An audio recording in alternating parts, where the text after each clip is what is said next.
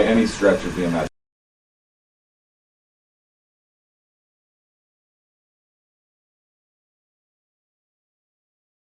Two batteries.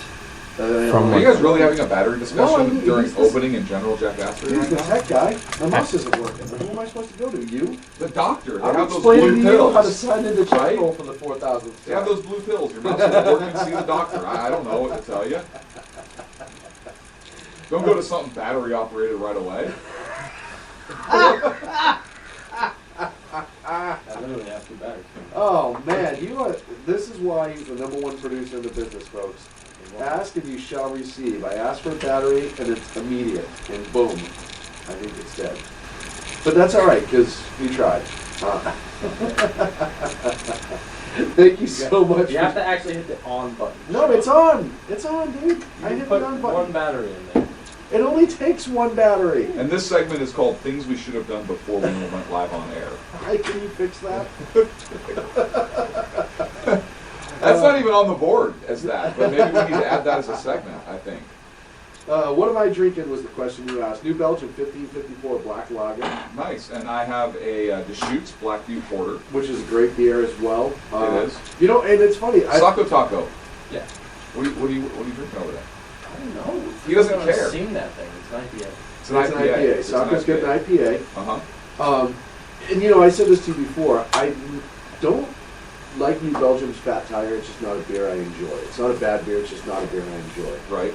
But the 1554 is outstanding. It is. It really is outstanding. I'm drinking a Snake Dog. Snake Dog IPA for Saco. Flying Dog, Snake Dog. I don't know. Flying. No, Snake Dog.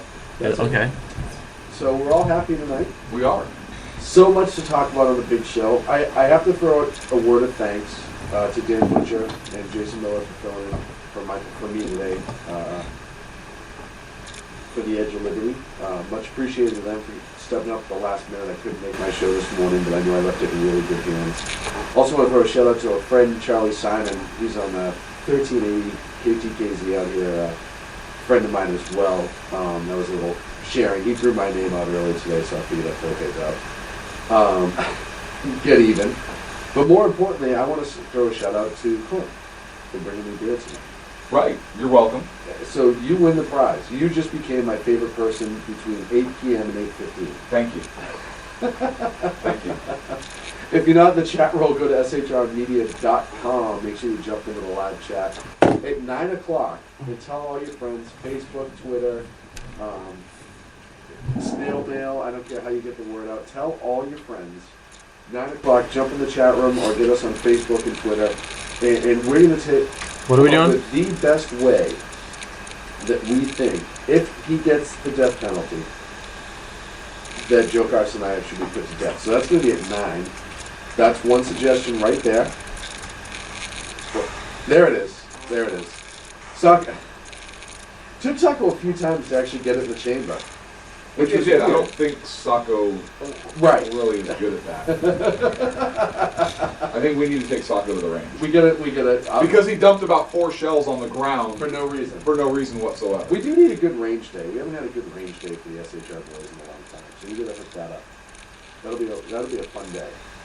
Maybe that'll be a YouTube video. That'd be a SHR at the range? Yeah, that would be a good YouTube video. We'd have a lot of fun with that. We could invite some friends that are close. If you're in Northern California this April the 15th, and this happens all over the country, which is really kind of cool.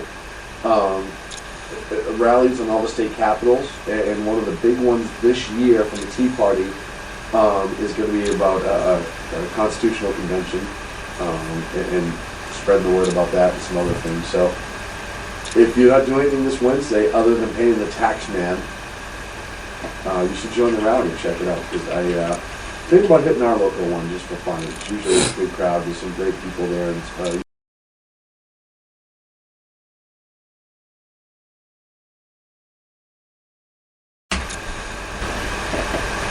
it was great. It was good. Look, baseball started. I was going to say, one of the coolest things of the year started this week, which is baseball. Absolutely. And Jason, thank you very much for the update. It looks like Oakland and the Anaheim Angels. I refuse to call them the Los Angeles Angels of Anaheim. I think that is absolutely ridiculous. I'm just going to go with Anaheim.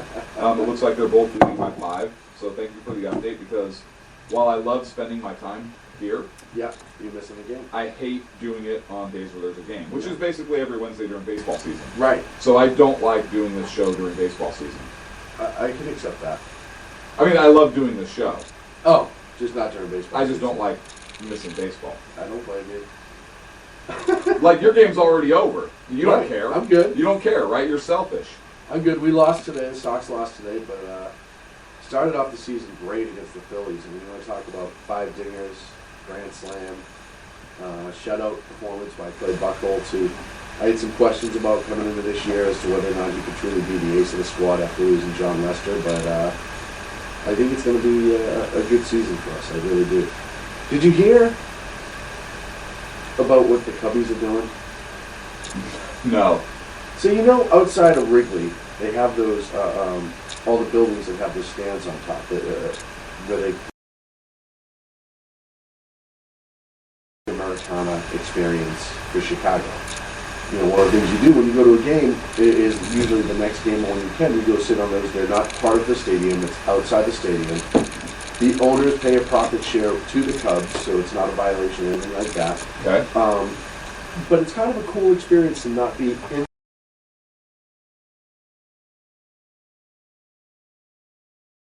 The Cubs have a lot going for them.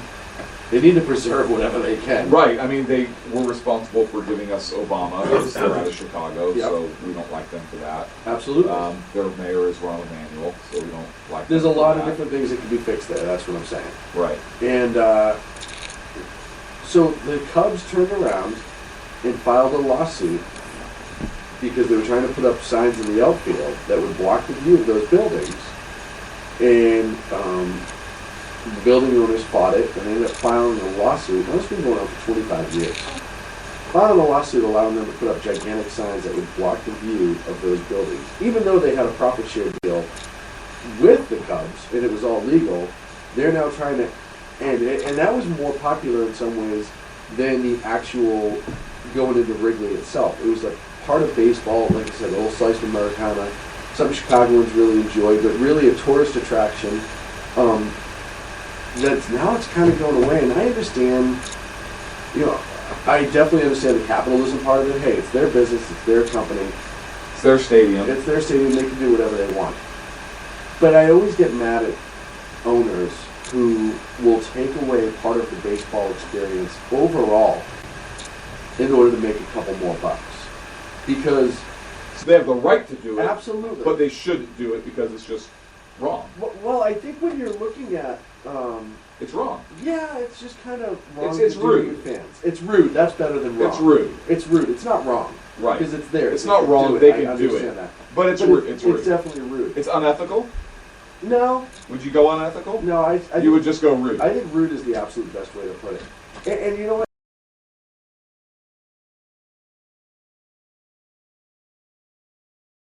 A long, 106 Time. years now. long Every time they get close, you know, something happens, and they just they have- lose, that's what happens.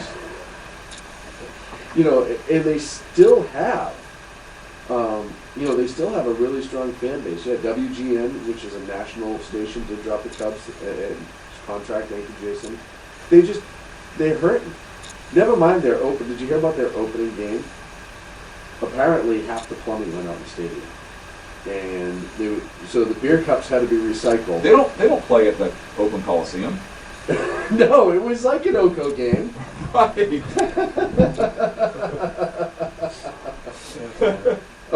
Sacco's getting escape tips while we're arguing over this. He should jump into the blue van outside.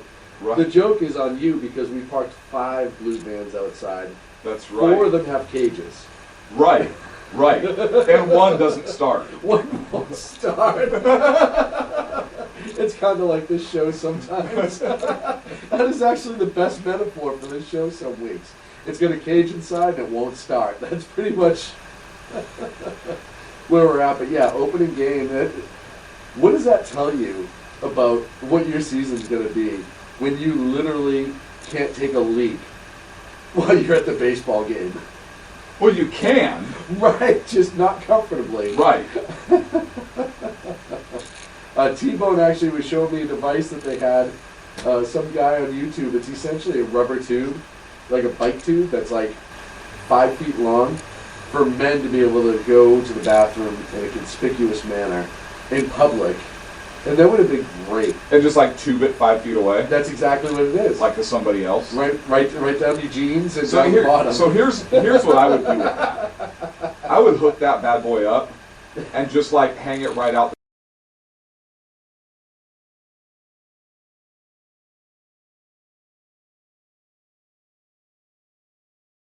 That behind you. Right. And you know I like to keep the window down. That's not my fault. Right? You have the option to roll it up. Oh, Drill a hole in the bottom portion of the door, perhaps, Right up. and like hang it down. right out, yeah. Right. Environmentally friendly.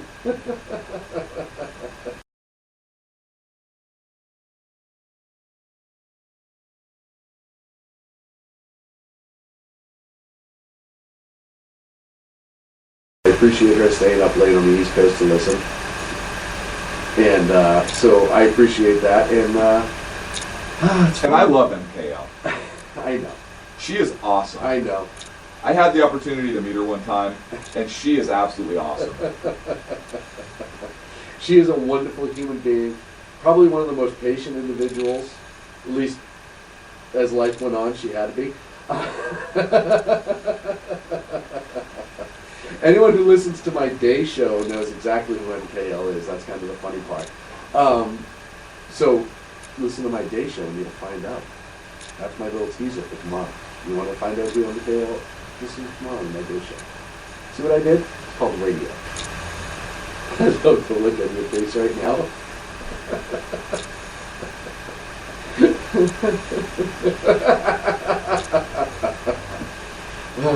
So what else is going on with you? I can't talk about it Why? because I can't talk about it. You can't. I don't want It's to. just me and a couple other thousand Like people. friends. Yeah, Friends. just We're some, all family here. yeah, just some close friends. Right? Come on, we're tight. We're all What's going on? We're all family It's here. just coffee talk. What's going on with you? Nothing. Easter was great. Easter was great. Had a Easter great was time great. as well in my Yeah. house. Always a lovely holiday. And I got drunk well, and I had soup and grilled cheese. That was my Easter, right? dude, What? you live in the dream. It was awesome. I was gonna say, what kind?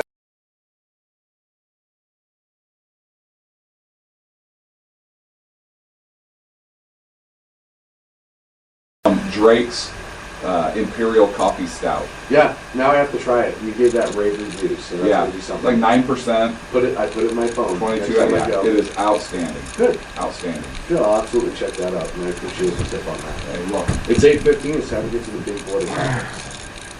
You like how I just garnered sympathy from my Easter Dude, from everybody? and I fed into it. I know you totally fed into it. You totally fed into it, right? Like I had a great Easter. I partied it But up. here's how awesome our chat room is. Other soup suggestions are starting to pop up. No, I love it. I love it. I know Ag prefers tomato soup with grilled cheese. That's awesome.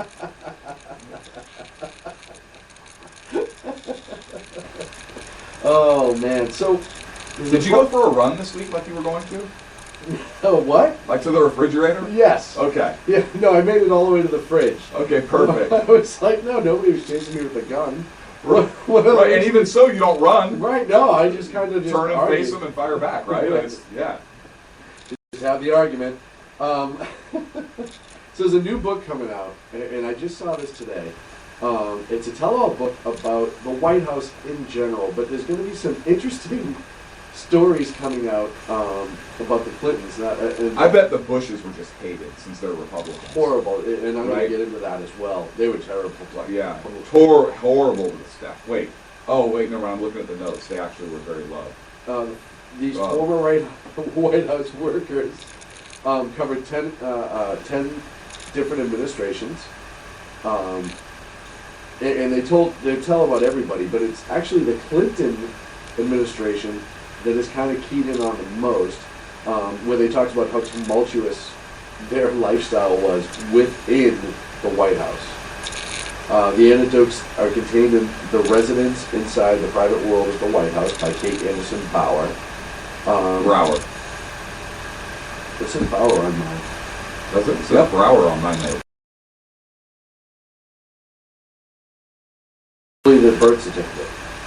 That's a good call. Thanks. Oh, so the government. So the government's right is what you're saying. Government's right. Government's right. Okay. Hey, for all of our listeners, Sean just said the government's right. So Well, birth certificates usually done by local governments, which I support. governments. Local. Governments. So some of the things that it talks about is the fact that Chelsea Clinton had a cute nickname for her Secret Service detail. Right. She called them pigs. Right. Because that's what her mother and father called them. Right. When she was questioned, she said, "That's what my mother and father called you." The agent got upset, according to the story, right, and says, "My job is to stand between your parents, you, and a bullet, essentially." Yes. And she doesn't. She was And like, she's "Oh." like, "Well, that's just what they call you, so that's Right. completely okay." Now, I thought about this. Do you think it's because the Secret Service that the Clintons just did not like the American SS? I'm gonna go with no on that. Because that's what they are, Right. right? The Secret Service. They that's are it. the SS. Yeah, the American SS. And so maybe they just didn't really understand what their function was. Maybe it was out of ignorance, and they thought that it was some kind of holdover thing. I don't know. There's a couple of the little stories. I'm speculating. Yeah, I know you're I'm just speculating. spitballing. You're here. just throwing it out. Yeah. That's how problems get solved. Right, giving them the benefit of the doubt, because look, they're the Clintons, right? Like they're not that intelligent. Right. Otherwise, they'd be Republicans, right? Right. So maybe that's what it is, because they don't understand. So they also fired an usher that had worked at the White House for years. He had a $50,000 a year job. Like somebody that showed them where their seats were. I think he did a lot more than just that inside. Okay. Because Hillary became quote unquote uncomfortable with him. And the problem stemmed from was that former First Lady Barbara Bush would call him at the White House and ask him to help her with her personal computer. And that made them uncomfortable because he was nice enough to help former First Lady Barbara Bush. And then the fights. And that's going to be the big one. I wish there was a camera in there to film like the White House MMA battles. Right? And by MMA, I mean the Mr. and Mrs. Action, right?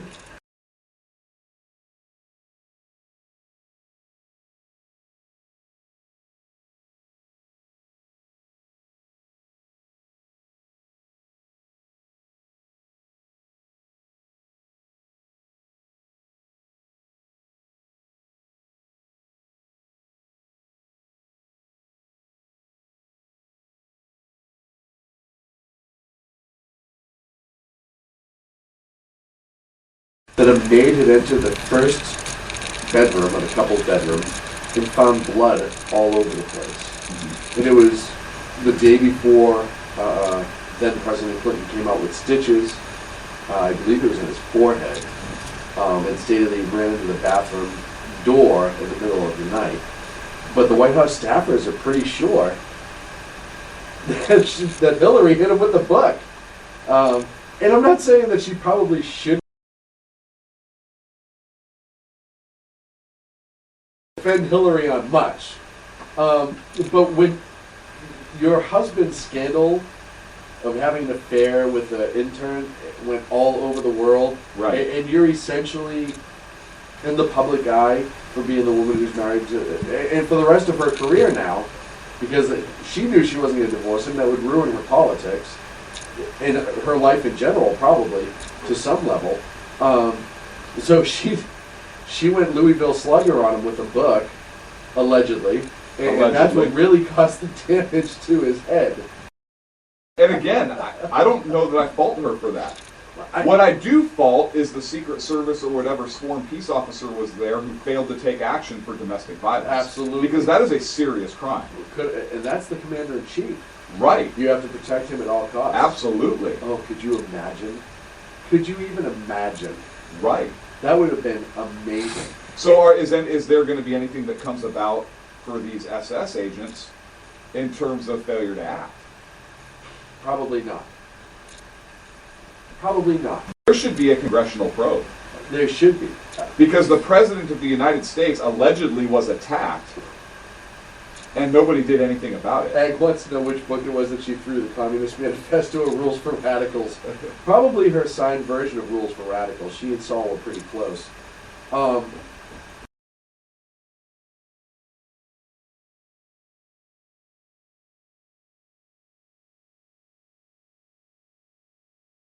And those allegations were going on for years. I can remember Saturday Night Live running a whole skit about When he was governor. showing up to the house and Hillary. So there's always been allegations that she had violence in her system, and obviously we talked about the 47 bodies of Hillary Clinton. Just saying, this isn't going to bode well for her going into this. So, and then there was another. There was another incident too, and I'm trying to find it, where the White House maids were called in to clean up a giant mess, and apparently they had regular arguments. At one point, the former White House florist was Ron Payne, was riding the service elevator and heard the First Lady cussing at the president. Yeah, it said, quote, "goddamn bastard." Yep. And then at some point threw a lamp that had to get cleaned up. Yeah. No, it was a heavy object was thrown. But they had to go clean up a lamp. The rumor, right, was that she threw a lamp because the staff had to clean up a broken lamp. Yeah, it's. Do you think something like this is going to grab legs and really affect her on the campaign trail? I know this is all speculation here's and why innuendo. here's why I don't know that.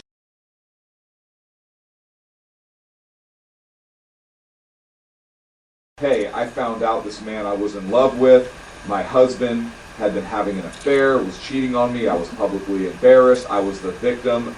Yes, I have emotions, and I lashed out. Okay. And that's going to garner sympathy from some people. I think so. It will. That's if she owns up to it. But if she owns up to it, and I don't know what the statutes of limitations are in D.C., especially because at that point it'd be a federal crime. Right, for attacking the So president. if she owned up to it, could they then turn around and pursue charges? And remember, this DOJ and this administration does not like the Clintons. No, and they don't tolerate domestic violence. Yes. At all. So... Now, is it alleged that Bill Clinton never dresses in drag? Because if so, we may have a hate crime component to this too. And I don't know. I'm just throwing it out there, right? You have to look at all aspects. You have to look at all aspects. I don't know. It's going to be fun to see. I actually want to read this because you alluded to this at the very beginning. But two of the most highly regarded families that come through out of the 10 administrations were both Bushes. Both Bush administrations. And even say, not that we want another one. No, don't want a third. We don't We'd want like to avoid a third at all costs. Right. We Well, can not at stop all it. costs. Well, we can like stop a it lot of too. But But as far as especially leaving a good legacy for the people who work inside the White House. Right. And they were essentially saying that, especially George W. Bush treated everyone like gold and Laura. George H.W. Bush. H.W. Yeah. Both, actually. And Barbara. Right. And Barbara as well as Laura Bush. Not Boxer, Bush. Right. Let's not confuse anybody here. Just treated them amazingly from hanging out with them and talking to them, and just, it says a lot about. And then again, the Clintons were also said to have just been horrible to the staff that works there. And I remember an old saying: you can tell a lot about a person by how they treat the higher help. Right. And that really, I think, does tell you a lot about who the Clintons are, and especially Hillary, and how the Secret Service were pigs and just firing people for no reason, essentially. And I think it's going to be one of those things that this will come up again. I think during the election, and you're going to start seeing these people come out. Some of the people who wrote it, and they're definitely going to be in commercials and all that. And I'm sure this book was timed to release perfectly. I'm sure there's politics on some level timed into this book. I'm not going to argue that. Mm-hmm. But the story of this, never mind just what it's like to work and live inside the White House and work for these folks. But I think that really this is going to go a long way. I think you're going to see more of this than you can possibly think. So it's interesting, absolutely interesting. And listen, how many people consider that Hillary Clinton is a mean, individual and just horrible to the people around her and the people that she can step on before people really start to realize it. Because it's true. There's truth to it. And I really believe that. I think she is just a cold-hearted, hateful, spiteful woman. And this book is just yet another... Wretch. Wretch. Wretch would be a good term. Let's put that up on the word of the week. Wretch. I haven't used that in a long time. I know. I think that's a good one. Hillary the Wretch Clinton. Sounds like a wrestler. Or the wrench, right? Because she She might have some hit with people- a wrench. Right? You don't know. She might have. Or when people look at her like nuts tighten up, right? Like that's not an attractive woman, in my opinion. So that's a couple. We could go with a couple different things there, perhaps. All right, Governor Clinton, tell us what happened. Nothing. I just fell. Come on, Governor. Come on, we I both just- know more than that. I just, I was walking in the kitchen and jumped over the... Bill! Who are you talking to? Is that the missus? Oh,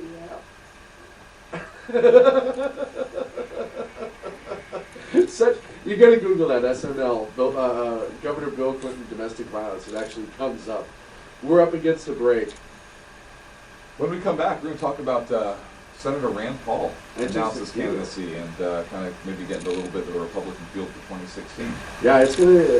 There's a Don't lot I want start. to talk about this. There's definitely a lot I want to talk about on this topic. That's why it's a segment. We're gonna be back in 3 here on the Sackheads Radio Show. shrmedia.com.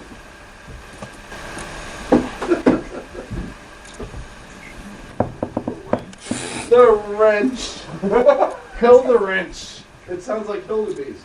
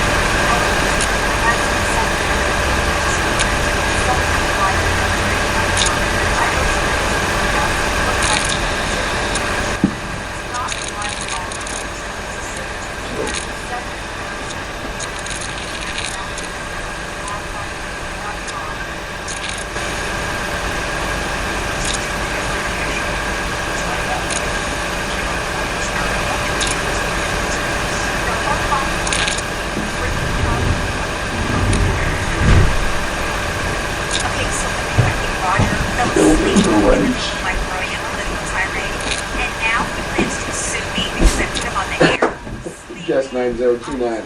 I'm from the MNSA and I'm here to help you.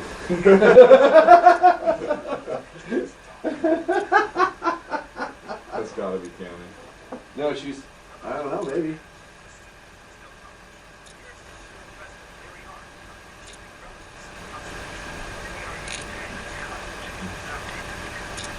Perfect. You could start by eliminating all fucking governmental databases.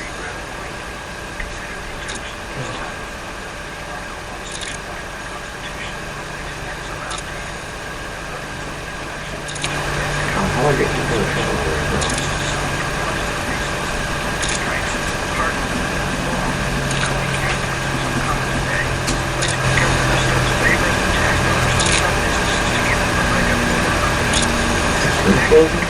Yeah. Why? I don't know. It's an old computer. We're coming back. Already?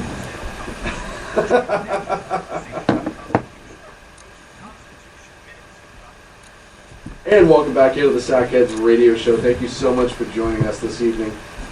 Special shout out to the NSA who's in our chat room apparently, and we really appreciate you really listening to every phone call I ever made. Right, and using satellites to spy on us If and listening to our show. If you want to have fun with a friend, and a close friend of mine taught me this lesson. This is how to mess with the NSA.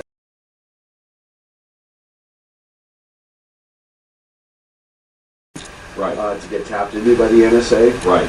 And just call your friend in the middle of conversation, just start shouting those individual words on the call, and then hang up. Or say something like, all right, I'll meet you at the drop point, and then hang up. It's a blast. And really, just enjoy yourself with that. See, I can do it to people because I already know they listen to me. Right. More than likely. Or Because say those names and say, I got your contact phone number as.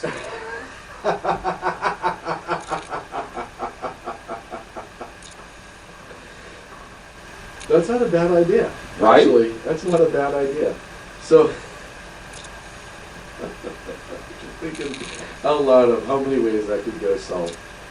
How could that possibly go wrong? I don't know. But bring the package. That's another good one, Agador, in the chat. Bring the package.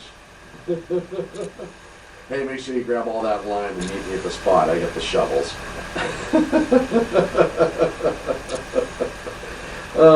New and exciting ways to waste government dollars. Brought to you by the Sackheads Radio Show. Because that's what we're all about. SHRmedia.com. You know why I like Rand Paul declaring? Why? Because I don't think the government would listen to our show anymore. Right. I agree with you. Right?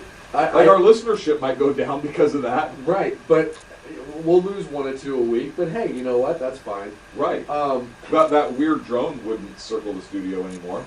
Which, you know, I've gotten so used to the buzz that I don't know if I could do the show without it, to be honest. Really? Yeah. And the spotlight through the window really adds a nice shadow effect. It really to that does. wall. It really does. That Dud missile that they dropped, though, that was a little scary. But we turned that into a lamp. Right. And we both said it at the same time because obviously it's true. Right. Like, we don't think alike, it's obviously true. That's right. Senator Rand Paul declared Tuesday that he would be entering the 2016 presidential race. What? It's in blue. I'm sorry. Senator Rand Paul declared Tuesday that he would be entering the 2016 presidential race. Take another pull of your beer there. Sport. Go on. Look, first of all, I like Ted Cruz, and I like Rand Paul. So I am very happy with both Republican candidates that have officially declared. I am as well. Thus far.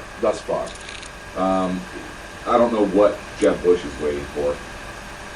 I'm not going to be happy when he does announce, but I'm very happy with these two.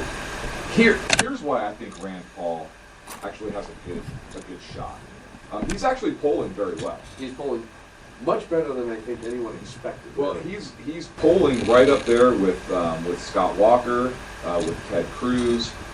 He's polling very strongly, and I think that's among Republicans. But here's what he has going for him.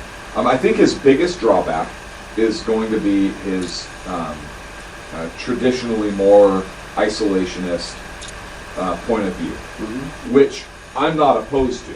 Right. But given the current state of global affairs in the 2016 bid and perhaps debate on foreign policy, that could be problematic for him. Now, I think he's done a good job so far of kind of explaining it, basically saying, hey, listen, in terms of foreign aid, Israel has said that they want to eventually have the foreign aid decreased and stand on their own more or whatnot. But he talks specifically about cutting those foreign aid dollars to countries that hate us, that burn our flag. Yep. And look, I agree with him wholeheartly on that. And in terms of his isolationist view, I don't know that it's a strict isolationist view. I don't think that it is. But what appeals to me about that point of view is George Washington spoke about the importance of really not getting involved in affairs of other countries. Now, it's different if it directly affects us, right? Or our ally Israel or something of that nature. But otherwise, we shouldn't be involved in those affairs. And so he has that view, and so I like that. But given the perception that he is a, quote, strict isolationist, and I wouldn't call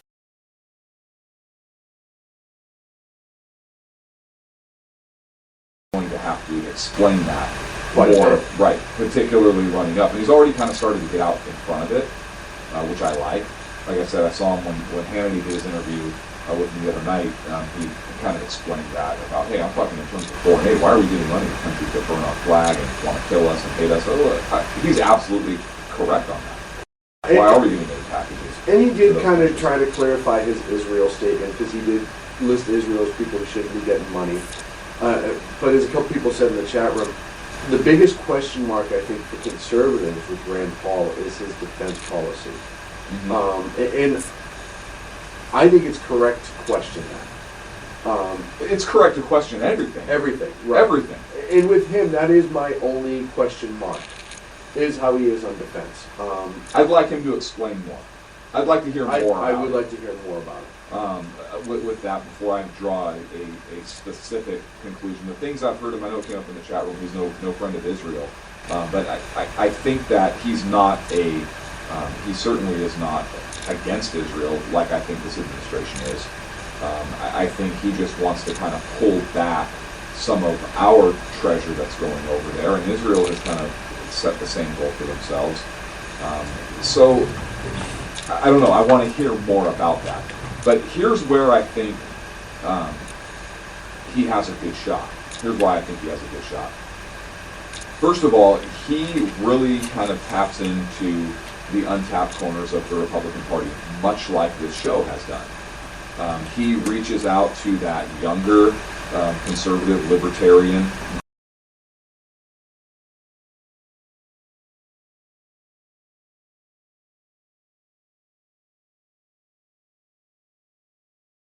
or without tattoos, Right. With earrings or without earrings. We want to bring our message to places that really hasn't been before, and kind of get that out. So I think that his more libertarian views on things really speaks to people. I think his tax proposals really speaks to people. He wants to do away with the entire tax code and just go with a flat tax. It's brilliant. I think that would work very, very well. And we've talked about the flat tax before and what we like about it. And I don't know that there's anything we really dislike about that idea, other than perhaps the rate. And so I think that he has that going for him. Another reason is right now Washington is so polarized between the two parties. And I've had this discussion with a very good friend of mine a couple weeks ago. And we are so polarized in Washington right now where before in our country, particularly back at when our country was founded, the first part of our country's history, we knew where we wanted to go as a nation. And the parties differed in how we got there, but we still knew what direction we wanted the country to move as a people. And that's fundamentally changed now. We no longer, as a nation, as a people, all want our country to go to the same place. And so we're not having a difference of opinion about how we get there with a common goal in mind. We have two opposing places as a people where this country is going to go. There's a very big socialist movement in this country that wants more regulation, big government, and a extremely strong federal government, which with even more diminished states' rights and individual liberties. They really like that big brother government is the answer.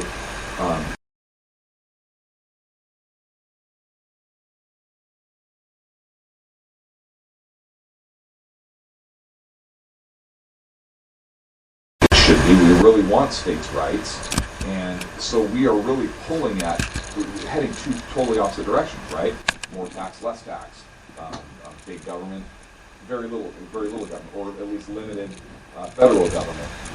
And so with that polarization right now in Washington, and I think people are absolutely sick of that, Rand Paul has been the one senator that has worked very well with both parties, and it's actually has a history of reaching across the aisle. And I think that is going to bode well for him. And this is why I don't know, like his father, he's really going to split the vote off. I think that his father had some other issues in terms of his politics and whatnot, and Did have one of the best ideas on dealing with pirates, though. He did. Letters of mark. We wanted to get them. Issues letters of marque. It's still legal. It's in our Constitution. One of the best ideas Ron Paul ever had. It is. I agree. But we did a whole show on that one time. It was awesome.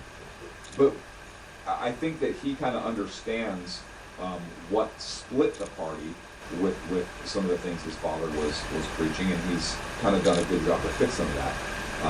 In terms of him reaching across the aisle, I think that's going to go big with voters, particularly if during his campaign he can show that the other folks he's up against really don't have that, and he really has a record to build on that. I mean, he worked with Senator Cory Booker out of New Jersey on a bill to reform the criminal justice system, and Senator Kristen Gillibrand out of New York on legalizing medical marijuana. So he has that history, and whether you agree with those issues or not, he has that history of reaching across the aisle. You know, legalizing medical marijuana. Look, as a libertarian, there's the point of view. What you do in your own home is your business. You know, particularly marijuana, if a doctor prescribes it or whatever. If you're in a car, you're smoking it in front of your kids, something like that. Different story. Right? Well, just in general, it doesn't really matter what the topic is. Exactly. But that's the kind of thing where it's going to pull votes from those Democratic candidates. It could very well. Also, very well. Because he is conservative, not necessarily on social issues. Obviously, if he's talking about medical. Yeah, no, he's real liberal stuff, social centrist. But I consider him more libertarian, not even social liberal, because he's not liberty. His stance is basically it's individual choice. As long as you're not infringing upon the liberty of others, it's not government's job to get in the way of that. And that, look, we have similar views. I think that's what speaks to people. Are going, he has going for him. I mean, you look at the filibuster he had. It was almost 13 hours, 12 hours and 50 some odd minutes when the drone program came out, and he got tremendous support for that. He was the only one that had the stones to do that, and he was kind of, others in his party really kind of berated him for it, but good for him for using a tool that was available to him as a United States Senator to stand up for something that he believed strongly in. And you will never, I don't think anybody who pays attention in politics will ever agree with any candidate on 100% of the issues. Correct? So if you disagree with Rand Paul on whatever issue, I think that he is, I believe, just based upon what I've seen so far, that he is a principled man. And that's really what I'm looking for. I'm looking for somebody that has principles that are going to fight for those principles in Washington, regardless of the consequences, and I think he has done that. I think that, again, him reaching across the aisle and doing other things that his party may not necessarily agree with him on, and standing up for what he believes in, that's important to me. Particularly since I think that his belief system is founded on solid constitutional principle. Yeah, and I do have some issues with Rand. I don't dislike the man by any stretch of the imagination. And when you start looking at the conversation that he will bring to the campaign, or to the run to the White House, that's kind of a big deal. He will bring up a lot of those issues and bring them to the forefront and really trying to force statements from other candidates. I think the other thing that he does too is he's a good candidate to raise the bar, especially when it comes to all the different debates that they could possibly have. And the foreign policy debate he may have the most trouble in. Yeah. Admittedly. But just based on public opinion, kind of where we are right now. But just in general, like him or value of the debates, because of the conversations that he will bring to them. I think Jeb Bush is just going to be wet blanket over the Republicans. Nothing Yes. good can come from Jeb Bush entering the race. Same thing with Chris Christie. Nothing good can come from Chris Christie entering the race. It does not help the Republicans at all. However, I believe that Rand Paul, Ted Cruz, Scott Walker, at least those three, will create a great setting for conversation. It will get a lot of information out there and really let you know where these guys stand. And I think they'll be able to have these fights without destroying the other candidates for the left. I think that's one of the good things about the three of these guys is, and there's a couple other people waiting in the wings too, but I think these three are going to be the front runner, Walker, Cruz, and Paul. And I think that Jeb Bush too, just based on name and finances, I think. And you know, I think by entering the debate, by bringing it to the forefront, I think it creates intelligent conversation. It also, I think, is great for the party because I think you're going to see it with those three running start being more conservative without Reince wanting it to be. Right. They listen. Those people who are running the GOP right now don't want it to be more conservative. They want it to be right where it is, where they're kind of in charge of rhinos. These three entering the conversation, entering the campaign, will force that party back to conservative values because I think those three are going to get people riled up. I think they're going to get people excited. Absolutely. And it's going to force the hand of the GOP to either stand with them or stand against Here's them. what else. And then you know. Here's what else it's going to do. If the Republican base is rallied by those three individuals, if none of them are the nominee, Jeb Bush, I think, will lose. Because the base vote that was so riled up for one of those three candidates, or for those three candidates, so excited to be on the field. Like, I'm excited to have Cruz and Rand Paul in there right now. But if any conservative candidate is not that nominee, I will. I won't say I won't vote, because of course I'll vote, but I would be discouraged. And I can see a lot of conservative voters, again, getting discouraged and fail to show up for the polls. And that's the danger of Jeb Bush, of the... And Chris Christie, the two of them. Yep, and Huge danger. that's the danger of the establishment that I think the establishment faces, and I don't think they're recognized with having somebody who's not a true conservative in there. Now, here's where I think Rand Paul has it over Ted Cruz. I already talked about his ability to kind of reach across the aisle, and people are really sick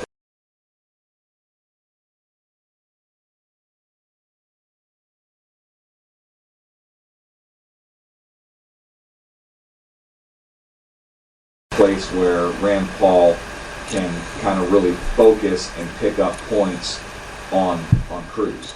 I'm not saying I like Cruz, but I'm saying that's an area I think he's going to have problems.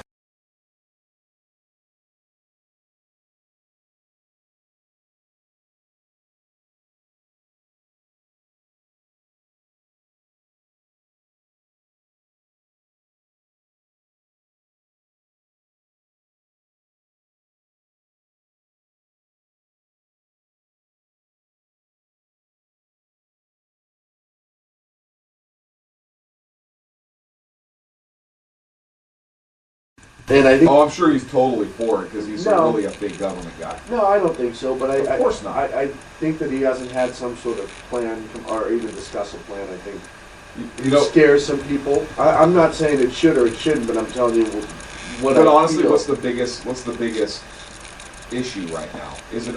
Don't get me wrong, Obamacare. it's an important issue. I don't think it's the biggest. I right think now. it is to people. I don't know. I think it is to people. I don't know. I'm I'm not convinced of that. I think if you poll the people, How many Obamacare people are is- talking about that right now on their 2016 bids? Ted Cruz, they're not. Well, Congress should be dealing with this now. They should be. They should be, and they should be able to get it so it can't be. But it's vetoed. not really out. When's the last time you heard anything really out about Obamacare? It's been a while. Well, And that's kind of my point right now. There's been a bunch of other things that have come up in the meantime. They have been, but if it was really that big of a deal, it would still be out there. And it's not.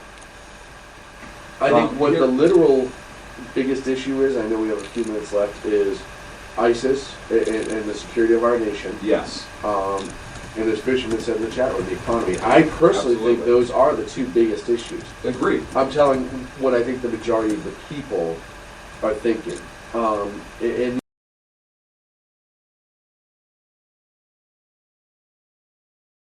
conservative class of candidates. You know, I said before, I'm not 100% that Hillary's going to be out of prison in time to run for 2016. Are you talking for domestic violence or? Well, who knows at this point? It could be anything. Right. I'll decide that when Trey Gowdy's done with her. I'm wondering who else is gonna throw their hat in the ring. You know, there have been talks about Chris Christie. Obviously, I don't think he has a chance. No, I really don't. I don't There's think so. no way. Ben Carson, same. You know who scares me? who? Lindsey Graham. Oh, Lindsey. I think Lindsey's going to throw his hat in the ring. He scares me. You know, I have a wish list doing this show and doing radio in general. I want to get on audio a group of people who say they hate me. Like, I really want, like, the people who hate me say it in audio. Right. And I want to have Lindsey Graham be one of those people. Okay. That would be huge to me. That's a good goal. Because I'm sure he says it in private all the time. Right. I Right. want that to be an issue. I want that to come up. And There's Rick Perry, Rick Santorum. I don't think Rick Perry's going to get his name in. You don't think so? No, but I think who he puts his name behind, Is Rick Santorum? no. No, whoever he chooses Oh. to endorse, I think is going to get a huge boost out of that. Maybe. You know who else I like? Nikki Haley. Yeah, Nikki Haley's come up a couple times. I don't know if Nikki Haley, I don't know if it's time. I don't either, but I like her. Yeah. That doesn't mean that she shouldn't, I just don't know if it's time. Right. She may have to do a little more work. But I mean, she's the governor of South Carolina. So she has that executive Absolutely. experience. But if you're looking for, once you're trying to find that executive experience card, I think Scott Walker has a beat hands down. I agree. I heard somebody was talking about, I think Mike Huckabee would be great. I'm like, no. Mike Huckabee can barely do a talk show on Fox News, like on some off hour, right? Right. But, and I don't I'm not dislike a- Mike Huckabee, I just don't think that he's presidential material. Yeah. I agree with some things he says, I don't agree with everything he says, but I just don't think he's presidential material.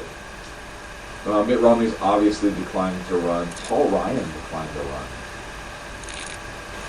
Yeah. I think you're going to see Paul Ryan in about 4 years start showing up again. You think so? Yep, I think he needs Unless to. the Republicans win. Well, yeah, but if they don't, then I think he needs to get distance from Mitt, and he needs a couple cycles for that to happen. Well, if he's going to distance himself from Mitt, he shouldn't have declined to run with Mitt, right? And they're the two people that have declined to run so far, I think. So if you're going to distance still yourself hanging out from with him, him. yeah, obviously, right? Oh, wait, did Mitt run? No. Yeah, okay, me either. You gotta work harder than that. I think it comes down a lot of times. It's going to come down to who doesn't run being as important as who does run, and it's going to be interesting to see. It really will be. Before we go to break, Albert Pujols hit .571 tonight and tied Teddy ball game. And tied what? Ted wins, Teddy ball game. Ooh. Yeah, I don't speak Chinese. Big news out of baseball. We are up actually against the break. When we come I back, didn't hear the door close. well, that's because somebody's being lazy over there. Oh, there. No, he's right on time. Okay, good. You just tried to go to break early because you had nothing else to 8 say. seconds. Right, 8 seconds early. So Saka was.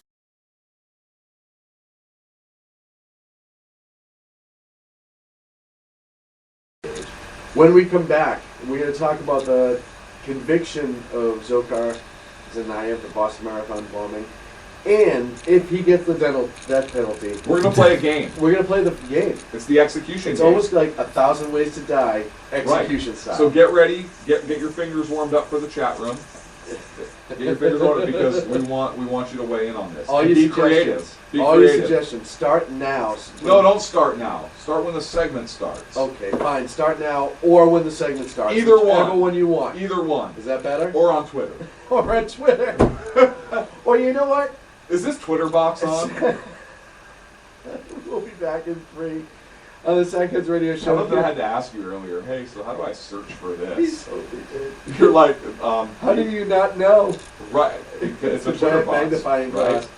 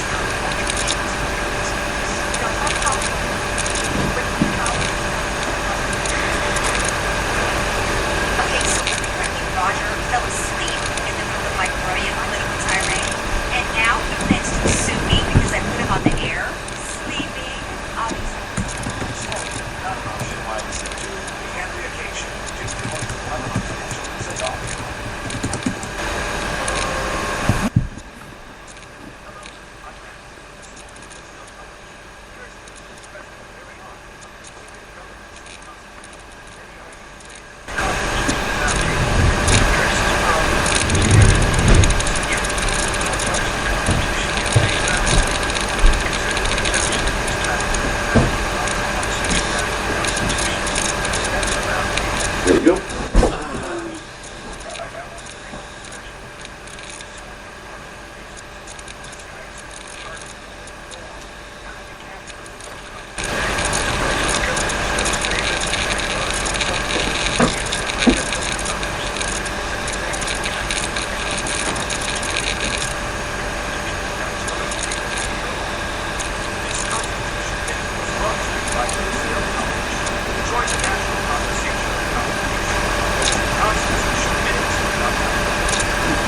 Wait for it. Good. And welcome back into the Sackheads Radio Show live on the SHR Media Network. I'm almost giddy about this, and it's kind of Let's sad. talk about the case first. Okay. All right, I'm back. So earlier today, the verdict was returned from the federal grand jury, from the federal jury, if you will. Dzhokhar Tsarnaev was found guilty on all counts, 30 different counts.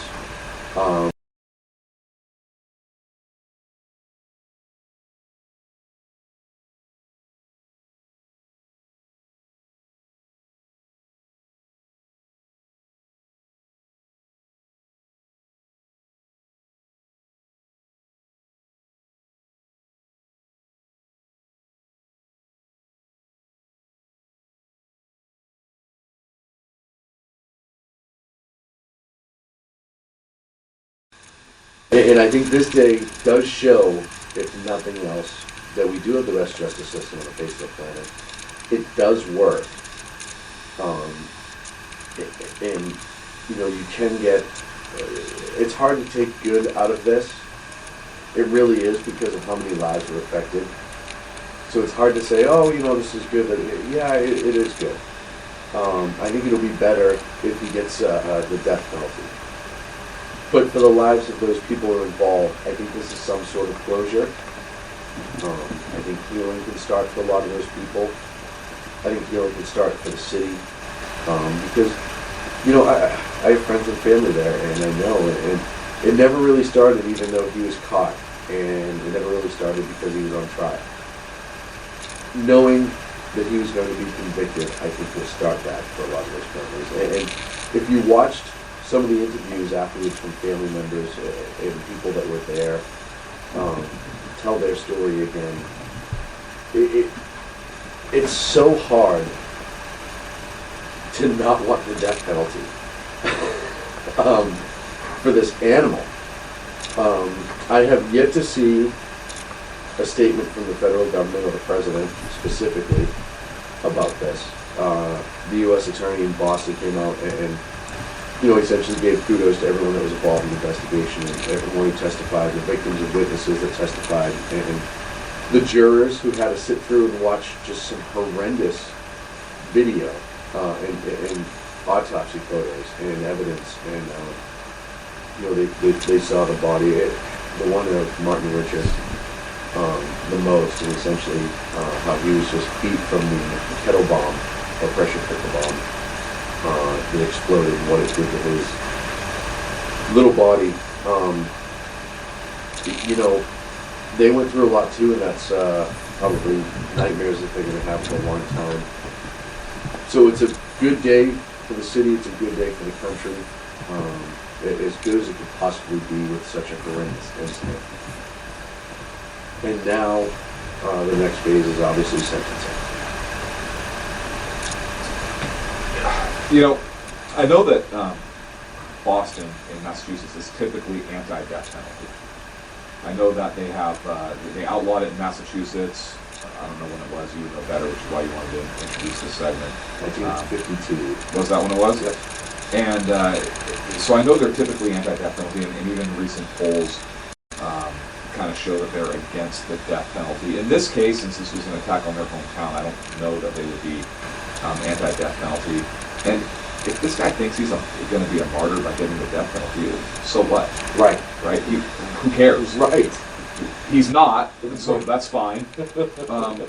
And it's a punishment prescribed by our legal system, and we're not going to keep him alive just because he wants. I mean, if that were the case, then anybody would, well, I want to die. Oh, well, then we're not going to kill you, right? That's like second grade. So, well, okay, you want to die? Well, perfect, because that's what the punishment is. Mm-hmm. So we'll go through the legal process and do that. I think he deserves the death penalty for what he has done. But the question is how.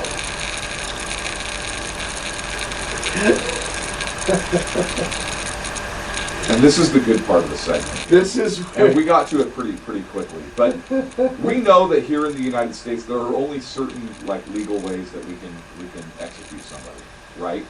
But we're going to go to Sackhead Fantasyland.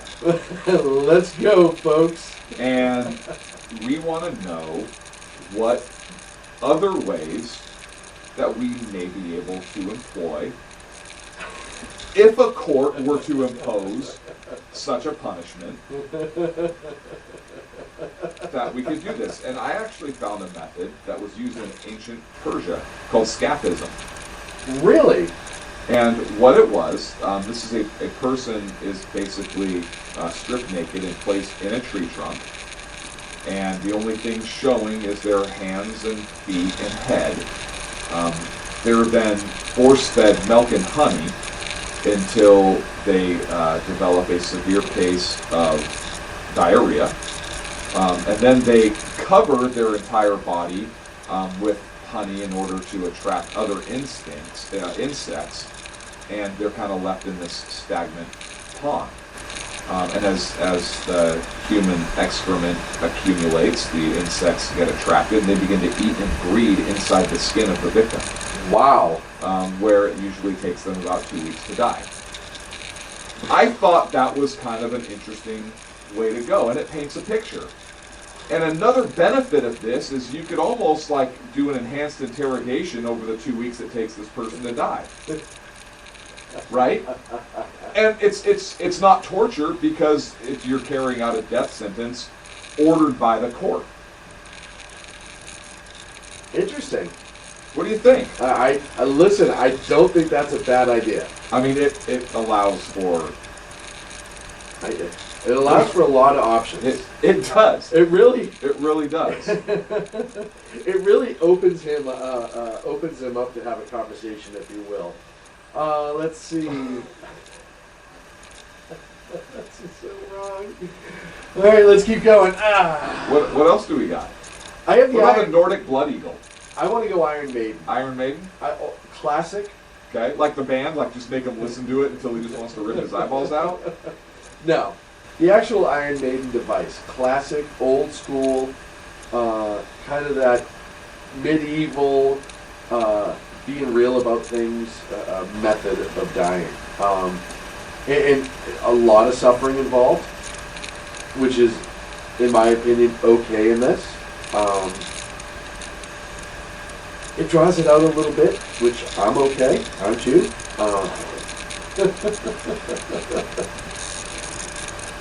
You know, you can also Blood wounds. see Sacco's starting to chime in. What'd Sacco say? I didn't hear him. Blood wounds? Oh, Blood can wound. we say that on the air? Wait, what is Yeah. that? Okay. Yeah, it's where they tear your back apart and they pull your See? ribs out. Whoa. Yeah, it's Whoa. called the blood. That's what I said, Blood Eagle. Before you kept Okay. going, and Sacco knows it as blood wings. Yeah, it's basically where you cut the ribs of the person back by their spine, and you pull them out so that they kind of resemble You wings, lay 'em and on then you the remove their lungs through the opening and throw salt in them. Okay, that's one possible way. Right? Out of the chat room, right off the bat, Jason Miller goes old school Utah style. So it's straight up firing squad. Yeah, I'm good with that. Are you? See, here's why I'm not. Right? Like that's traditionally, like Goring wanted to be shot. He didn't want to be hanged because that was viewed like as a warrior's death. Mm-hmm. And this guy, I think he was a jihadist. He may have viewed himself as a warrior of some sort. So I don't want to give him that kind of death. Okay. But that's just my logic working, right? Like I don't. I understand that. Yeah. Coming out of Facebook, Timothy Shea on Facebook. Drop them off in Southie, which is South Boston, around closing time at the bars on a Saturday and watch justice be served. That would actually probably be Pretty worse good. than Blood Wings. Pretty good. Or taking a page out of one of the Die Hard movies, right? Make him wear a sign Right. And throw them in the middle. and throw him in the middle. Absolutely. What about bamboo? Right, so you tie the victim down so he's laying flat and can't move over bamboo, like sharpened Yeah. bamboo. And bamboo grows up to a foot a day. Yeah. And just wait for the bamboo.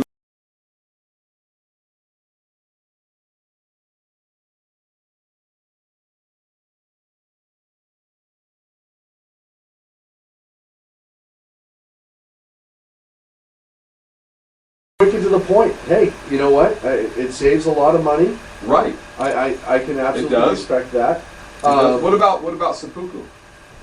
What is that? Right, it used to be an honor for defeated samurai to commit seppuku, right, where they'd insert the knife in one end of their abdomen and then rip across and then up, basically disembowel themselves, while a second was waiting behind them to cut their head off. Okay. But if he really wants to die, give him a knife.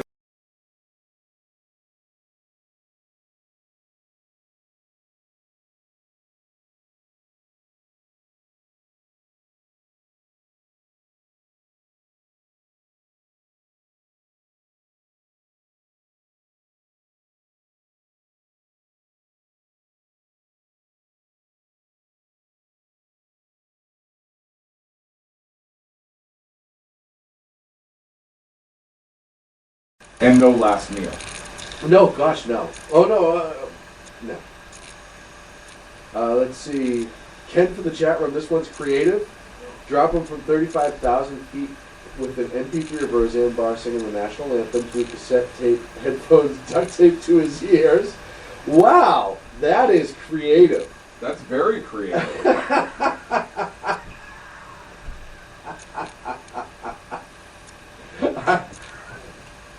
I love how creative people are getting for this segment. I'm gonna check all of our Facebook pages because I think there's a couple other suggestions that came through that I want to read. What about launching him into space, giving him a spacesuit with a certain amount of oxygen supply, and then releasing him? Just fire him away from the space station so he is continuously on a trajectory out to where eventually he's just going to run out of oxygen and be by himself. Ah. I wonder if there was a way to time it so it could be slowed. Like a slow trajectory. Like a slow release. Yeah, just not too quick. Yeah, I don't want his blood to like just boil and have it. No, it wouldn't, because he's in the spacesuit. Oh. Right, so he would run out of oxygen and be conscious the entire time, knowing that he's never going to come back and he's going to suffocate. So we'll call and that the just be in space cowboy. Space cowboy. We'll call that the space cowboy. That's a good one. Or release him and just let him burn up in the atmosphere. Drop him right back in. Yeah. That's a good one. I always like the crocodile feed. Okay. And I'll take this out of the movie Jackass. You tie a bunch of chicken to him. Okay. I could be meat and say pork.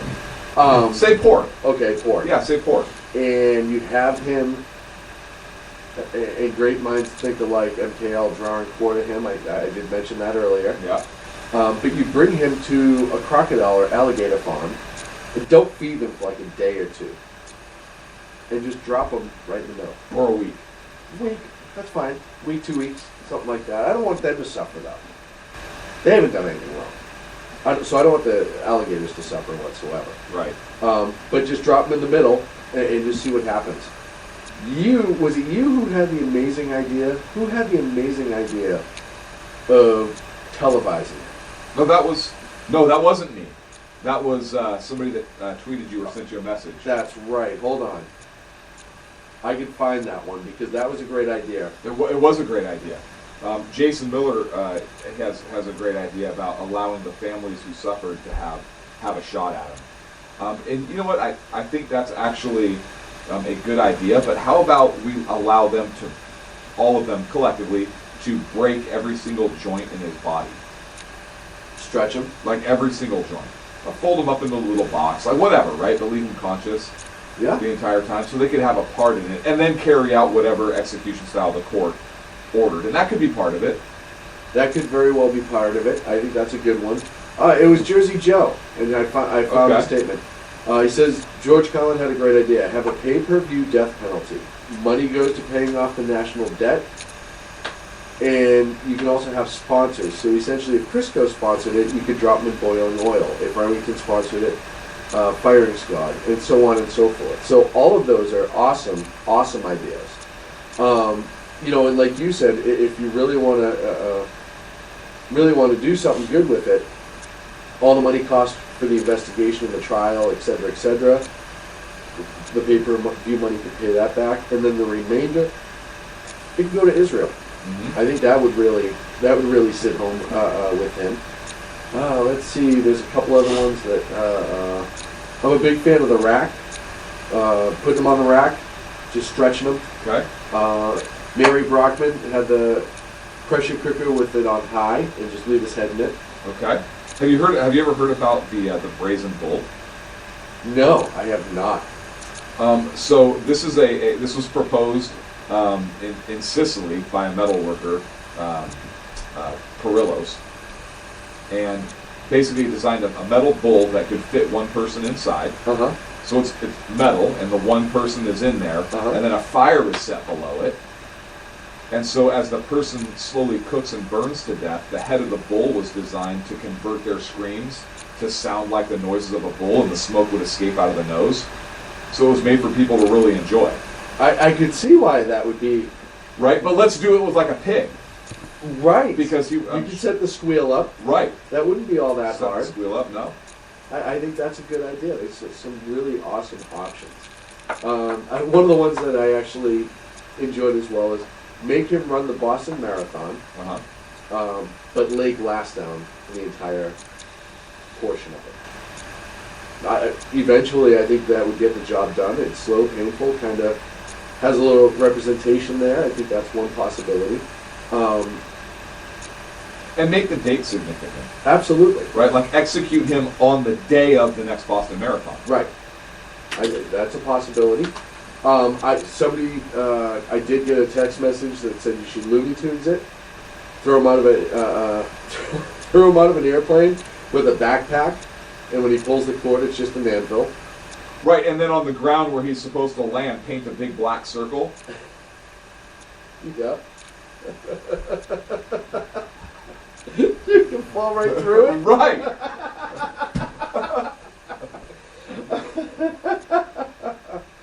A lot of people, the biggest argument I heard is his entering into martyrdom, and we talked about that a little bit earlier. But somebody said, "Oh, well, if he was a true believer, he would have died during the firefight. He wouldn't have tried to escape. He would have fought to the end." To which my argument is, no, I believe he tried to survive so he could continue to kill people. I don't think that it was an act of not being a true believer. I just think that it was either he's a complete coward. Yeah, if he wasn't a true believer, I don't think he would have engaged in the bombings. Right. And I think that he wanted to continue the jihad. What about crucifixion? Well, we talked about this. We did. And public opinion could sway on that one way or the other. And here's why.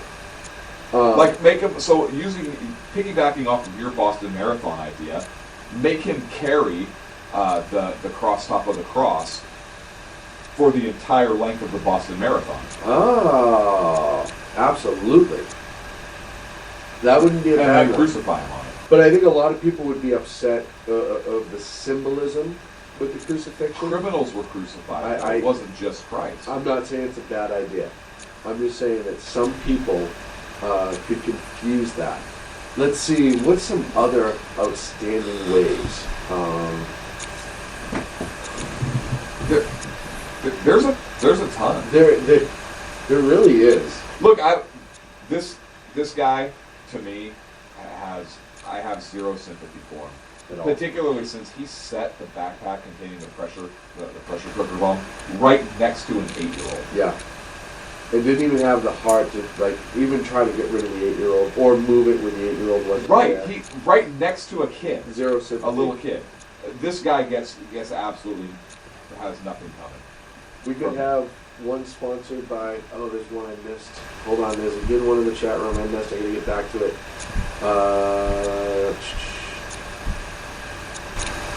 We'd have a sponsored Hello Kitty and pay a San Francisco bathhouse to use their imagination. So that's, but even then they would just kill them. And that's the thing.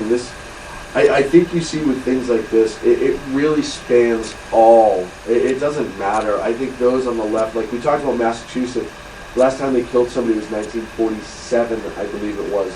Outlawed the death penalty in 1952. When it comes to this guy, I think that you may actually see the death penalty come back up after this. Particularly if they don't give him the death penalty. Yeah. And see if they could prolong the case that he's being charged with by the state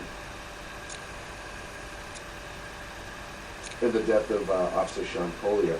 The guest points out it's federal and it's not. We understand that. Yeah, what but I'm saying the jury consists of people from the state. Right. So if the people from the state of Massachusetts that are sitting on that grand jury choose not to get the death penalty, it may be a topic of discussion to be reintroduced at the state level. Right. We understand it's not a state case. Yeah, as we said earlier, we know for a fact that and all caps too. I know, we got yelled at. Angry. Angry. We got yelled at. Angry little guest.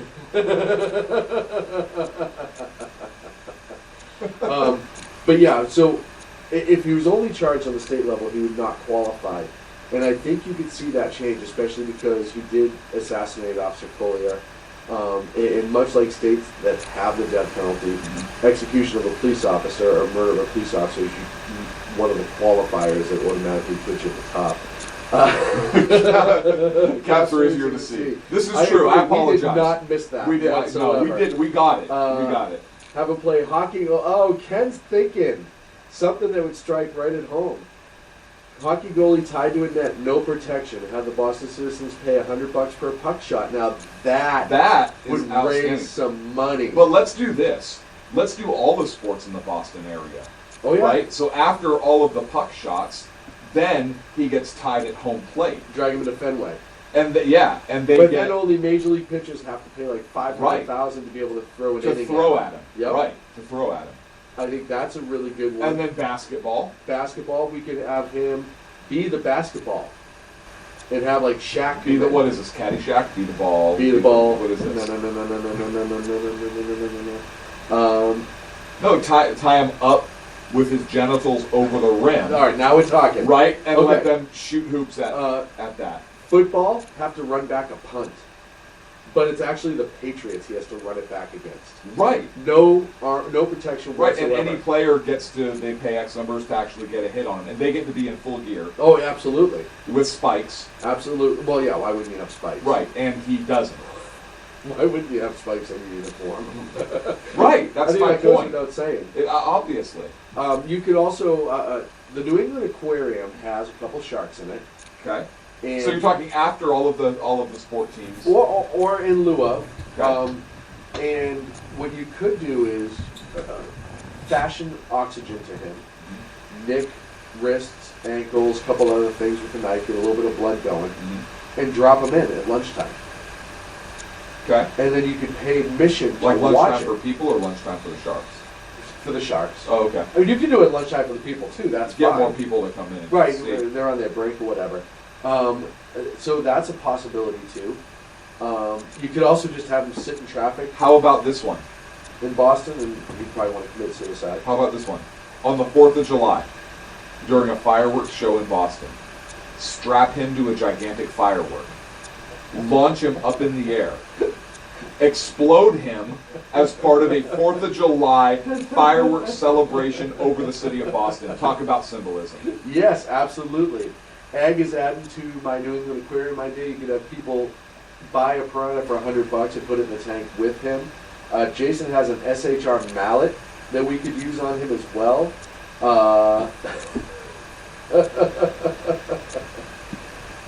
Guest adding on to the 35,000 feet idea. Let him think about his victims all the way down. Right? Absolutely fine. Nothing wrong with that. Sadly, this segment went a lot quicker than I thought it would. I know, I thought it was a great segment. But if he does get the death penalty, which I believe he will, and a lot of sources I have in Boston are leaning that way as well. These are just some ideas. Make him date all the women on The View. That's cruel and unusual punishment. No, because they're sympathizers to him, right? Yeah, that They're wouldn't want that to sympathizers happen. No. We are up against a break, though. Soccer's going to close the door, and I'm going to get yelled at if we go on. Besides, we come back. Thank you. Thank you.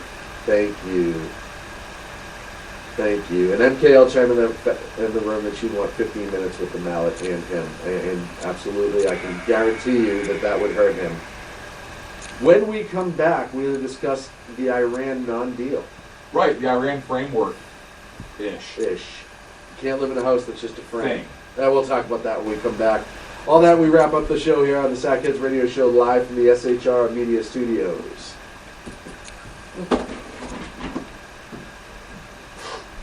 Nope, wrong one.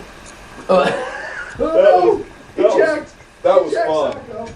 That was such a good time. That was fun. Dude, we could never run for office being on record now for all of that. Oh, of course not. You gonna put that on your radio show? Why wouldn't it? It's pretty brutal. It's pretty brutal. It is, huh? Yeah, yes, it was.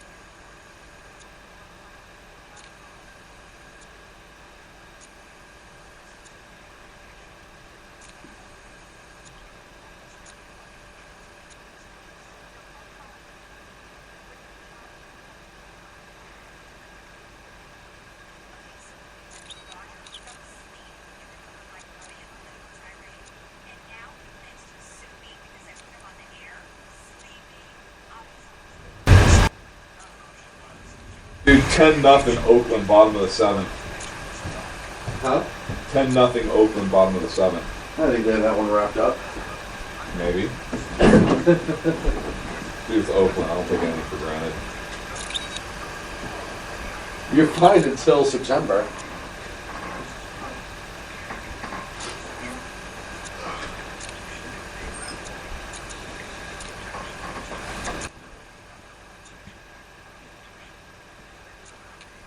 Coming back?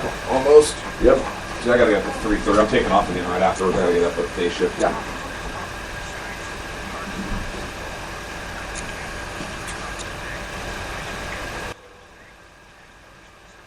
Sorry about that, guys. What?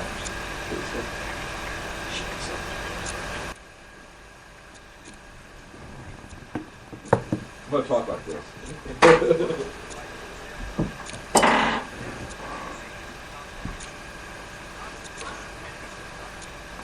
And we are back here on the Sackheads Radio Show live from the SHR Media Studios. While we were at the break, I actually got another Facebook message, and apparently this segment has legs. Really? And, you know, I think Gutfeld listens to our messages or our phone. Because he was talking about this at some point, too. And he After we started it or after we tweeted it? I don't know. Or before? I don't know when it was said. But he said it's just not justice. We have to be creative in our systems. Why can't we surround him by a room full of giant screens depicting the mutilations of his mayhem, up close, full volume, in color for decades, non-stop until his death? When was that sent out? I just saw this. This was just given to me. I don't know when it was posted. So that's good, but then we have to support him for decades. And he might actually enjoy seeing his handiwork. Over and over again. Over and over again. So, piggybacking off of what he said, how about screens of our soldiers killing terrorists? Or just terrorists dying in general. Overseas. Kurds, Israelis, doesn't Right. matter who does it. Right, just terrorists dying, just play that over and over and over again. Along with a screen of, I don't know if there's video of it, where he ran over and killed his brother. Oh, yeah, no. That's Right, so he can watch his brother die over and over again also. In addition to... Well, and that's the funny, not the funniest part, but during all that, you know, there was so many people out there, the conspiracy theorists, who thought this kid was being set up. And Right, Rolling Stone put him on the cover of their magazine. You remember that garbage? Sex symbol. Rolling Stone, by the way, who ran with that rape story, 6 months ago? Yeah. And everything's found to be completely false and then does absolutely nothing. They do absolutely nothing. That's neither here nor there. It's a worthless magazine. I just hope they go out of business. It is. So the U.S. and Iran and the group reached a framework, supposedly. Not a deal. Framework. People keep calling it a deal. It's not a deal. It's framework. And I do like how Congress is trying to get legislation going, basically saying, no, we will have say on this. The Constitution gives them say. Yeah. They don't need to write a law. But I guess in the Senate, the other day, there were like 3 votes short of having a veto-proof majority.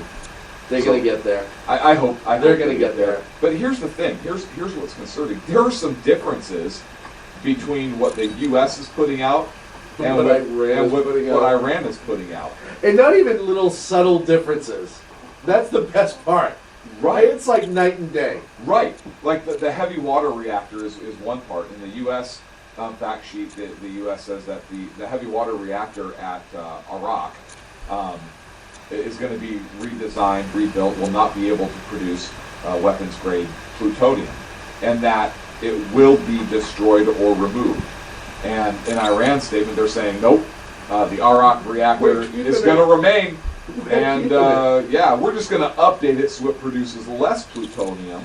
But what's less plutonium, right? Like if it's producing 10 now, what, like 9.99? Yeah, well, it's a less. little bit less. Yeah, it's less. It's less. What are some of the other differences there? Uranium stockpiles. The U.S. statement says that they're not enriching uranium over 3.67% for at least 15 years. and they have to reduce the stockpile of about 10,000 kilograms of low-enriched uranium. And Iran's saying, no, there's no distinction really between the 10 and 15 years. And then it talks about that they're going to be enriching still at Natanz during that time. So that's interesting. Centrifuges, right? Centrifuges. What centrifuges? Move on, next. Yeah, Iran centrifuges are going to be limited. They can do limited research, but they won't be able to use advanced centrifuges for 10 years. And Iran's like, we're still going to continue in the research and development on advanced machines, and we'll continue the initiation and completion phases of the research and development processes of IR 4, 5, 6, and 8 centrifuges during the 10-year period of the comprehensive plan for joint action. And we're still we're still going to sit at the table. Right. The U.S. says, hey, nuclear-related sanctions, we're only going to suspend it after there's verification that Iran's taken the nuclear steps that we've outlined. And Iran says, all the sanctions is immediately going to be removed after we reach a comprehensive agreement. This is like, it's like having a conversation with a 5-year-old. Right. Where you're like, okay, so you're going to clean up your room, right? Yeah, I'm gonna pick up my car. No, your whole room. Okay, my car. No, the room. The car. The room. The car. No, you're not listening. No, I am. You said the car. Yeah, you said clean up those 2 cars. I've said this before, and I'll say it again. We're negotiating with people who don't deserve negotiation to begin with. The president walked out to the Rose Garden earlier this week or last week and hails the agreement to framework as a victory. Right. Hang on, one thing on the president and his commenting on this. And I want to go back to the old story for just a brief moment. Why hasn't the president come out and commented on the conviction of the Boston Marathon bomber? At all. He came right out after the Scott Brown verdict and all these other cases and everything else. Loves to come out of the closet. He came out before there was a verdict and what happened with the Cambridge police and said they acted foolishly. Stupidly. Yep. But no statement on this, so I digress. I apologize. Go ahead. Yep, so that's... I wonder how soon before he releases a statement on the South Carolina shooting. I bet you he speaks to that before he speaks to the marathon conviction. Mark my words. But I'll digress and move on. So he comes out and he hails this framework as some sort of success. To which I immediately say, well, you can't live in a house that's a frame. And I mean that. That's not building a house. That's building the frame of a house. And Israel came out and said, hey, we want one of the provisions to be that they recognize Israel's right to exist. That's a fair, thing to throw in. Yes. Considering, they're kind of our ally and, they're a friend of our nation, we're a friend of theirs. Iran wants to annihilate them from the planet. That's those silly Iranians. Right. So, no, can't have that. I'm not going to hold them to that. Why? First of all, we know that he's not. They're not. Iran's not going to live up to any of this. I mean, that's just a foolish thought to begin with. They're not going to do any of this crap. We're wasting our time. Right. However, you at least can force them to say it. They're not going to believe it, but just.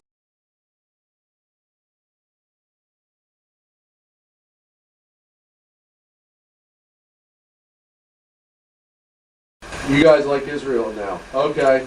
And we all know they're lying. Not that even they like Israel, but just that Israel has a right to exist. Yes. Right.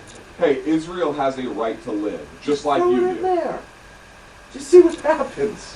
What do you think would happen if the United States government came out and said, much like Iran has said about Israel, right? We want to wipe them off the map. What if somebody in the U.S. administration said, you know what? Iran, they're such jerks, we just want to wipe them off the map. And by the way, we have the means to do it. The world would go insane.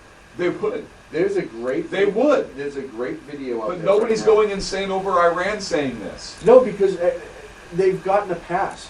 I equate Iran to like 20-year-old kids now, where they could do all of these horrible things and get a pass because it's just that generation. Oh, it's just that version of Islam. Oh, it's just the mullahs. Oh, it's just the Ayatollah. Okay, we're not going to. And if it's just them, if that's the reaction that we're going to take, then why are we even considering a nuclear conversation with them? Right, and why wouldn't the rest of the world be like, oh, it's just the Americans, you know them and their guns. Right? Well, behind every blade of grass on that country is a guy with a gun, so you know how kooky they are. And that's fine, I want people to think we're that crazy and kooky. Absolutely. I actually do. I do too. I want them to be a little afraid at all times. I do too. There's a great video out there right now, speaking of the view of Israel, where this guy, and I wish I knew his name off the top of my head, goes to UC Berkeley in California, and for the first 5 minutes of the video, he's waving an ISIS flag in different parts of the campus, talking about how great ISIS is, and how they need to be supported. And he's getting people supporting him for doing it. Yep. Right on, brother. All this other stuff. Yep. And he has the right to do this. Yep. It goes on for about 5 minutes. I support you. I support you. I support you. People are saying as you walk by. And I'm being told this is an old one. I just saw this, so I don't know how old it is. But then he pulls out an Israeli flag and starts waving it around. Israel has the right to exist, etc., etc. And immediately, people are outraged. They're murderers. How dare you? That's not for here. We don't support that. Get off the campus. Attacking him verbally for waving the Israeli flag. If that, and just like Ag said in the chat room, bold but very telling, if that doesn't tell you what's wrong with this country, that you could support ISIS. Or with Berkeley. Or with Berkeley. Well, there's a lot wrong with Berkeley, but this is wrong one of the big ones. Berkeley. That you could support ISIS on that campus and everyone's okay with it. And it's almost like the video that was released a couple weeks ago with the kid that went to the college and asked if he could have an ISIS group essentially on campus, and the college was all for it. The view we have of these extremists, ISIS, Iran, Hezbollah, Hamas, etc., and then the view of Israel, who doesn't bother anybody. That's the most amazing thing. When Israel was announced as a state, they were attacked immediately, and have been continuously attacked through their entire existence. They fight back. In the case of the 6-Day War, I believe they took a little bit of the land and kept it just to prove a point that they were kind of sick and tired of getting attacked and they're not going to stand for it anymore. But reality is what it is. Israel, in general, doesn't bother anyone who doesn't bother it. You know, I equate them to kind of like that dog, and I don't mean that they're dogs, but that mentality of, that dog's fine, just don't bother him, he won't bother you. That's how Israel is.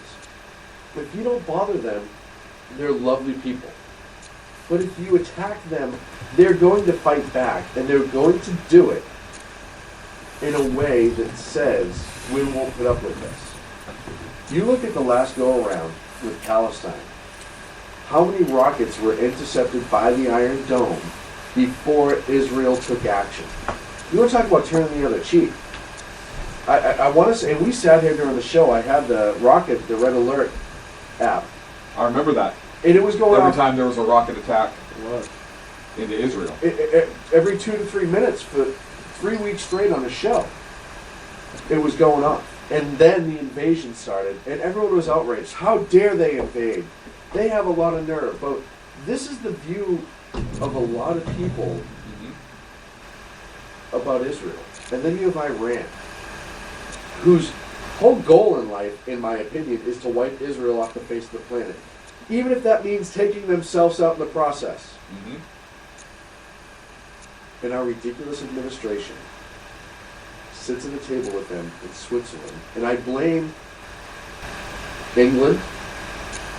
And really quick, France walked away at one point during this. Yes. Because they France were so walks away, angry at the Americans for making these concessions during the negotiations. Look, if France walks away, that, I'm like, they'll walk away from a fight, but they usually run, right? Right. They usually run. They walked Ever since away. the Revolutionary War. Right. I don't know what happened. They walked away from that. I mean, that spoke volumes to me. That seemed to deliver. Yeah, and you know, the French have had a really, really strengthening anti-Islamist approach, and I think it is starting to go into these negotiations where they said, hey, no, these extremists, look at what they did in our nation, look at what they've been doing in other nations. We can't allow this extremism to continue, especially when it's a state that has a nuclear power. This can't happen. They need to concede certain things. And we're like, no, it's fine. I think Israel's going to hit him. Oh, Israel's definitely going to hit him. I think Israel's going to hit him. I almost think, and you know, my little conspiracy theorist ways, I almost think that's exactly what Obama wants. And I'll tell you why.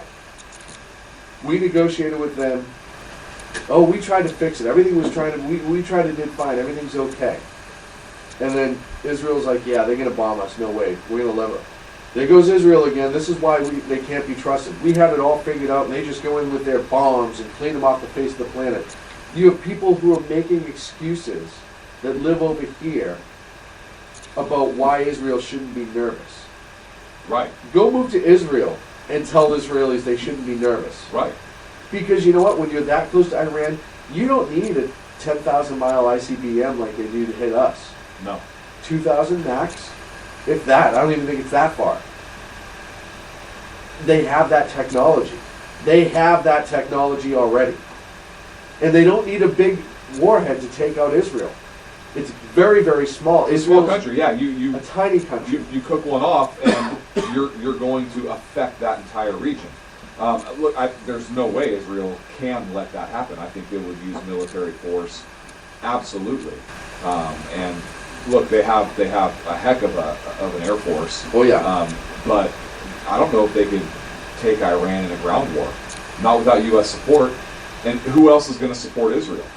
Obama wouldn't send troops. Congress might authorize troops, but Obama's the commander-in-chief. If he doesn't order them out, you watch how many nations in that area would all of a sudden jump on board. And I believe that. I really do. Because they look at, they may not like Israel, but they're going to look at the two evils in front of them, in their opinion, in their eyes, and say, which one's a greater threat to us? A nuclear Iran or Israel? Israel hasn't been bothering anyone in 40 years. Israel doesn't bother anybody. Right. And Iran's kind of the big bully. Right. And they will be a bigger bully once they get the bomb. You look at their actions in Yemen. You look at their actions in Lebanon, Palestine. They are the largest state supporter of terrorism in the world. Yeah. Actively supporting. It's not a secret. We all know it's not a secret. And when they support it, if they get nuclear weapons, do you honestly believe that these weapons won't find their way into the hands of terrorist organizations? Willingly. We talked about this Absolutely. last week, I think it was. You put once, and we talked about it coming here, the suitcase bomb. Yes. If you get a dirty bomb in Israel, that's going to affect that entire country. Yes. And the one thing, you said, I don't know about Israel and the ground war with Iran. I'm still putting my money on Israel. I will always put my money on Israel. And I'll tell you why. Because that ground war is going to be a tank battle. But the ground war with Iran would cause some issues for Israel. I'm not saying they couldn't win it, but I would. Oh, it wouldn't be an easy fight. It wouldn't not, be like not at all. Not at all. Another a small country, but you look at if they're going to do a tank war, my money's on Israel. Because Israel, their tank technology, and they're amazing. They're one of the best trained tank fighting groups in the world. They've proven it time and again. And look at the 6-Day War, the damage they did with just tanks. And in 6 days. And in 6 days. I mean, as quickly as that opened, they closed it. Right. And Israel doesn't mess around. The other thing, too, that people overlook with Israel, it's one of the only nations in that entire region. It is certainly the only non-Arab nation where, A, it's the only non-Arab nation, B, it's the only non-Arab nation, if you will, that you can be of any faith and participate in all aspects of life. Mm-hmm. You can join their military, you can vote, you can run for office, you can be a normal person if you're Muslim, Arab. They don't. Kind of like America. It's kind of like America. and they don't care, but yet they're still made out to be these animals. And we're still sitting at a table with the true animals talking about giving them nuclear power. No. We're talking about preventing it. Right? Like they can have nuclear power. They need to turn lights on. If this administration They're going to really turn a believes really that, bright light on for about 20 exactly. seconds. If this administration really believes that, why not open up some nuclear power plants here in the U.S.? Yeah, let's keep going. Let's keep going. Hey, you want us off coal? Okay. It's all bunk. It's all bunk at the end of the day. It is all bunk. It's a given. I'm telling you, I don't care what anyone says. 8 years maximum, you're going to see Obama at the head of the United Nations. I swear to God that's going to happen. The man is a world without borders. He thinks everyone should be equal. He is pushing Israel down by lifting Iran up.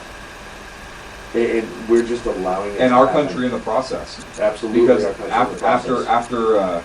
after Israel's dealt with, you think Iran doesn't want to deal with the Great Satan? Oh, we're next. Which is us? We're next. Of course they do. After that, it's just a matter of rocket technology. Yeah. To get something that would reach us. And you think the Russians wouldn't help with that? I mean, look at the Russians are. There was a Russian commentator, a Russian military man the other day. I don't know what his rank was. Military. General. He was pretty high up. Who essentially said if we start arming the Ukrainians, they were going to start arming the Mexicans to take back California. Yeah, we talked about that. Yeah. We talked about that. So they already have California. Seriously. They do. They already have, look, De Leon introduced, he's a senator out of, I think it's Commerce, in Southern California, introduced legislation to give criminal aliens where we have to pay for their health care and everything else. Everything. Right. Another friend of the show brought that up. And, it's frightening. Yeah. It's absolutely frightening. So, really? They have it. Did you know that there are times, and I forget the event, at the California State Capitol, where they light the Capitol up in green, white, and red to symbolize the Mexican flag? They fly the Mexican flag off of the California State Capitol on the west side of the Capitol. Unbelievable. I mean, this is... Hey, you know what's funny? Arm them up, boys. There's not going to be a fight. Like, they're here. They're already here. Yeah. Speaking of crazy California, you know how we're in this drought, and I know we only have a couple minutes left, but we're in this drought that everyone's worried about. And so much of what comes out of Jerry Brown's mouth about this drought is insane anyhow. But he's trying to blame the drought on everything except for what really happened. The weather. He's trying to blame it on the weather. It is the weather. Global warming, all this stuff. Right. He fails to leave out that how many gallons of water we destroy. Right. For 3-inch fish. Right. Salmon babies. Yes. And we're talking hundreds of billions of gallons. Yes. In the course of the year. $100 billion for a bullet train in nowhere, but they haven't built the the reservoir that was approved 15 years ago. Right. For like $350 million. Right. All of these things, and now they're going to start monitoring the length of your shower. And when you worry about executive action, and this is on a state level, but one of the things he did is he passed this executive order and then turned around and he said, because it's an emergency order and the way that it's worded, this is now essentially law. It comes with the force of law. They're going to monitor showers. They're going to monitor everything with water. From here, water, folks. Yeah. The California EPA police are going to be busier than they ever have been. And we can't. And we have a bunch of agricultural in the center of the agricultural industry in California has been destroyed. Yeah, because of a stupid fish. Smell. Because of a stupid frickin' fish. And they can't even prove that if they stop the water that the fish would die. Right. And so what if it does? Right. But there's not even any proof behind their argument. Right. So, but so what if there was? I agree. Endgame, who cares? Right? Let's get our agriculture up and running, get our economy back, and maybe stop destroying water. And we wouldn't be in this problem. I think it's like 300 billions of gallons of water that we pump into the San Francisco Bay for no reason. Right. other than fish. We pumped out of, there's a reservoir nearby called Folsom Lake. That's a reservoir.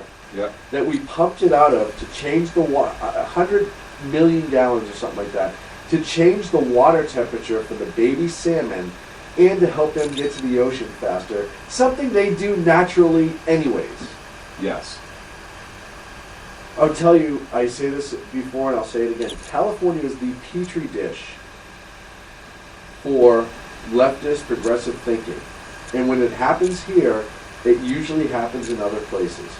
So we talk about it not just because we live here, but because how much it's gone on to affect other parts of the country and then on a federal level. And I'll tell you what, folks, it is scary right now where we live. Oh, hey, buddy, guess what? What? Oh, really quick. Go to ironbrewcoffee.com. ironbrewcoffee.com. Email them. Ask them to be a sponsor of the SHR Media Group all the way around, especially the Exceptional Conservative Show. Oh, I did find that number. It's between 2009 and 2010, 300 billion gallons. There it is. 300 billion for fish. 100 million acre feet Yep. of water were diverted away from farmers in the Central Valley of California and just dumped into the San Francisco Bay. Yep. Unbelievable. Thank you. Man-made drought. Yep, and we're in the middle of it 40% unemployment in certain communities because of it. and cost us hundreds of thousands of acres of fertile farmland. Unbelievable. Make sure you check out all the other great shows here on the SHR Media Network. I will be back tomorrow morning, 12 in the East, 9 a.m. on 1360 a.m. WNJC for The Edge of Liberty. Make sure you check out the Unpleasant Blind Guy. You can find him on the Pundit Press. Check out the Exceptional One himself, Ken McClinton, Jason Miller, all the other great shows here on SHR Media Studios. I'm Sackhead Sean. I'm Sackhead Clint. We'll see you next week. Good night, America.